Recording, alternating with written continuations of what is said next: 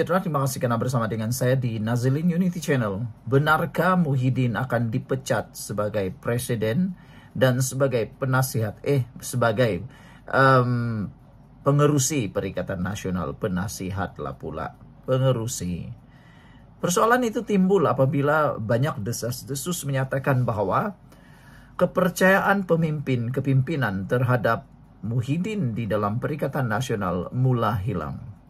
Ada yang mengatakan bahwa Muhyiddin ada pun sama, tidak ada pun sama. Tak pastilah sebab kita pun tak tahu sangat. Tapi nampaknya ada juga kebenarannya lah kan. Sebab ada yang mengatakan kepimpinan Muhyiddin tidak dapat membawa arah tuju Perikatan Nasional lebih ketara. Hari ini akhirnya terjawab. Betulkah Muhyiddin akan dipecat oleh Perikatan Nasional? Sebelum kita teruskan ulasan ini, jangan lupa tinggalkan komen Anda dengan tanda pagar Kami Sayang Malaysia. Tapi sebelum saya berikan jawaban kepada betulkah Muhyiddin akan dipecat daripada Perikatan Nasional, Anda tolong tulis dulu dalam ruangan komen.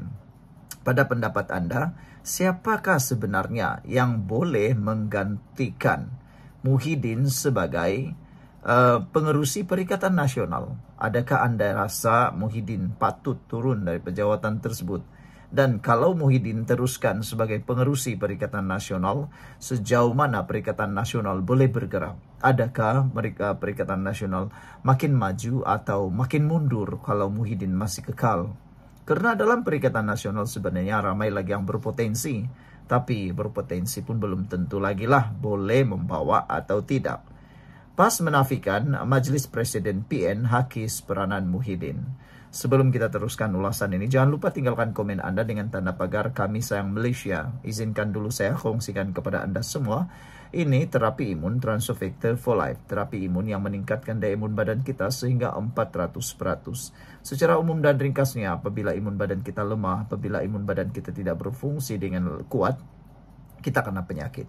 Tapi apabila imun badan kita jadi kuat, apabila imun badan kita jadi bijaksana, kita jadi sembuh daripada penyakit, karena imun badan kita lah yang menyembuhkan kita daripada penyakit. Terapi imun ini mendidik dan mengajar imun badan kita bukan sekadar kuat, bijaksana, tetapi seimbang.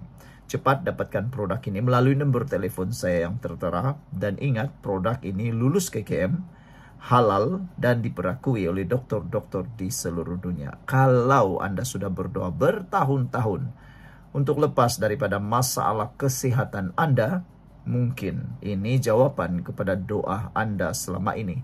Cepat bertindak, jangan tangguh-tangguh lagi.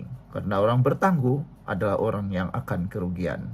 Saudara-saudara sekalian, penubuhan Majelis Presiden benarkah akan menyingkirkan Muhyiddin? Anda tolong tulis dalam ruangan komen. Ada netizen menyatakan bahwa ini mungkin salah satu cara secara lembut untuk menyingkirkan Muhyiddin. Saya pun tak tahu, Anda tolong tulislah sendiri apa komen Anda. Tapi jawaban Timbalan Presiden PAS Tuan Ibrahim Tuan Man berkata, Majelis Presiden itu bukan berperanan seperti majlis tertinggi dan hanya untuk berbincang jika timbul isu baharu. Timbalan Presiden PAS Tuan Ibrahim Tuan Man menegaskan tidak timbul soal menghakis peranan Muhyiddin dalam Perikatan Nasional susulan penubuhan Majelis Presiden Gabungan yang kini telah diluluskan.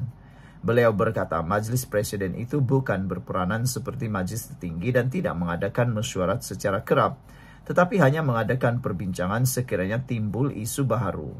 Pengerusi Majelis Presiden Muhyiddin Yassin orang paling senior. Soal menghakis peranan itu tidak timbul. Cuma Majelis Presiden tidak mengadakan mesyuarat secara kerap. Hanya sekali-sekala bila ada isu baharu, kita panggil mesyuarat. Ia bukan macam majlis tertinggi. Majlis tertinggi setiap bulan mesyuarat, katanya lagi. PAS sebelum ini mencadangkan supaya PN mewujudkan Majelis Presiden dianggotai semua ketua parti dalam gabungan itu dan menambah baik memperkasa struktur pentadbiran. Sekian dulu, kita jumpa lagi. Bye-bye. Salam sejahtera, terima kasih karena bersama dengan saya di Nazilin Unity Channel. Pada pukul 8.20 pagi sebentar tadi, Sultan Nazrin telah pun diserang oleh seorang wanita. Pertanyaan ada tiga sebenarnya. Pertanyaan pertama ialah, dari mana kelibat wanita itu? Macam mana dia boleh terlepas? itu antara persoalan paling besar dalam kalangan warganet. Tidaklah salah untuk kita mempersoalkannya, karena Sultan Nazrin, Sultan Perak bukan orang biasa-biasa. Sepatutnya perlu perhatian dan juga perlindungan 100%. Yang jadi tanda tanya, bagaimana wanita itu boleh menyelinap dari belakang, tiba-tiba ada di atas pentas, lalu sempat pula memeluk Sultan Nazrin. Ramai orang yang terkejut, menganggap itu satu gimik. Rupa-rupanya bukan gimik. Ramai orang yang melihat kejadian itu macam satu gimik, tapi rupa-rupanya benar-benar berlaku. Jadi orang tertanya-tanya, apa sebab, bagaimana wanita itu boleh lolos? Memanglah kan, kita tidak sangka langsunglah boleh berlaku seperti itu. Yang kedua, menjadi tanda tanya ialah siapa wanita itu. Karena sekarang di media sosial ramai orang yang coba memainkan spekulasi. Yang paling celaka sekali ialah mereka menggunakan isu kaum. Tapi nampaknya pihak polis sudah pun menyatakan bahwa diharapkan tiada orang yang menggunakan memutar belit isu ini sehingga menjadi isu perkauman pula. Dan ada tular di media sosial sekarang identiti wanita itu yang telah pun tular. Saudara-saudara sekalian, yang tular di media sosial sekarang ialah kita tidak akan beritahu siapa nama sebenar wanita itu, alamatnya pun apa. Tetapi kita bagi clue sahajalah.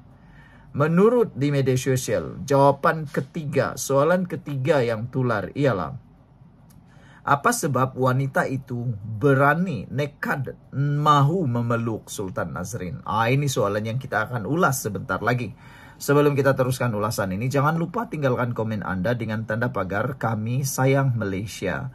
Sebelum itu, izinkan dulu saya untuk berkongsi kepada Anda semua. Ini berita baik untuk Anda semua yang sudah berlama berdoa, bertahun-tahun berdoa untuk masalah kesehatan Anda. Ini mungkin jawaban yang Tuhan berikan kepada Anda semua. Saudara, ini ialah terapi imun Transfer Factor for Life. Terapi imun yang meningkatkan, mendidik, mengajar imun badan kita menjadi bijaksana.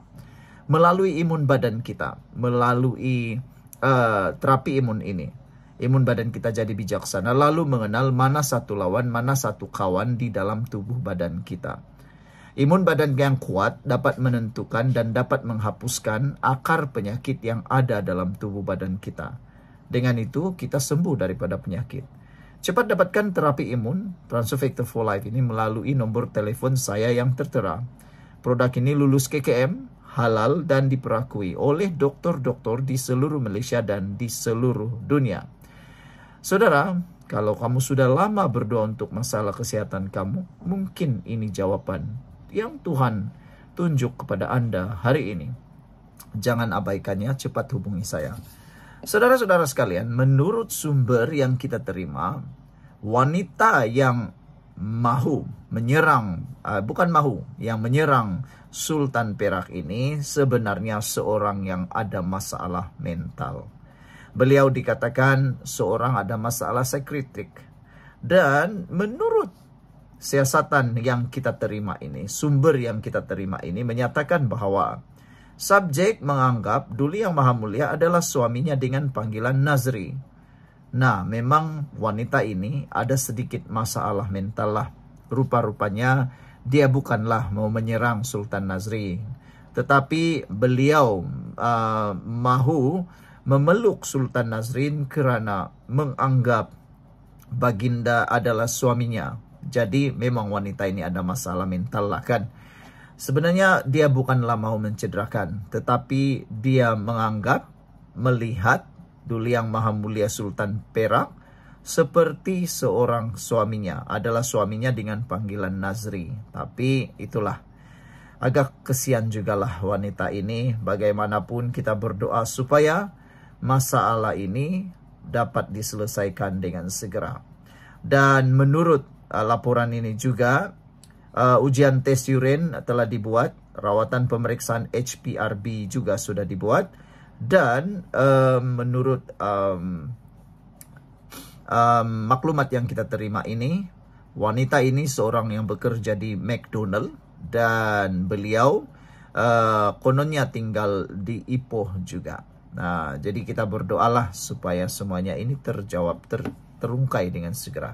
Sekian dulu untuk kali ini. Jangan lupa tinggalkan komen Anda. Apa pula persoalan yang timbul di pikiran Anda? Ada 3 persoalan utama yang timbul.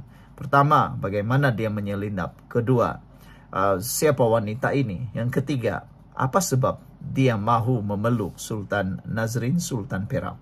Kita jumpa lagi. Bye-bye.